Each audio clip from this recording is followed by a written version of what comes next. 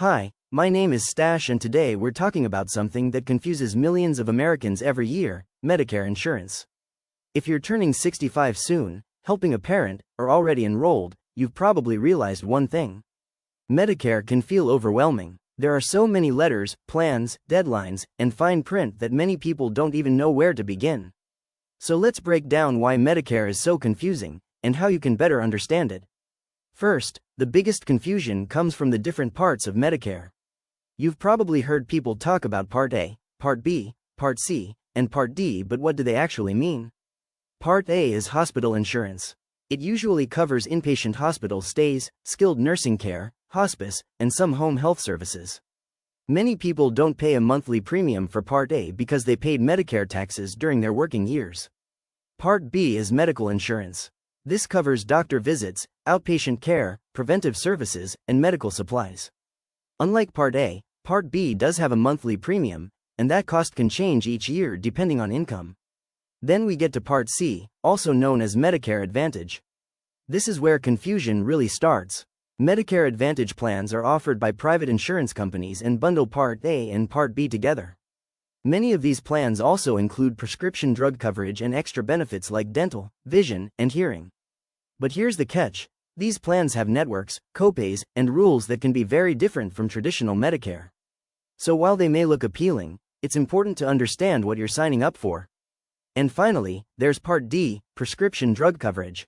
Part D plans are also offered through private insurance companies and help pay for medications. Each plan has its own list of covered drugs, called a formulary, and prices can vary widely. Now let's talk about enrollment, because this is another area where people get confused. You don't just sign up anytime you want. There are specific enrollment periods. Your initial enrollment period starts 3 months before you turn 65, includes your birthday month, and ends 3 months after. If you miss that window, you could face late enrollment penalties that last for years, sometimes for life. There's also the annual enrollment period each fall, when you can change your Medicare Advantage or Part D plans. And if your situation changes, like moving or losing other insurance, you might qualify for a special enrollment period. Another confusing part of Medicare is the cost. Many people assume Medicare is free once you turn 65. That's not entirely true. While Part A may be premium-free for many, there are still premiums, deductibles, copays, and co-insurance to consider. Without proper planning, healthcare costs can add up quickly. Then there's the choice between Original Medicare and Medicare Advantage.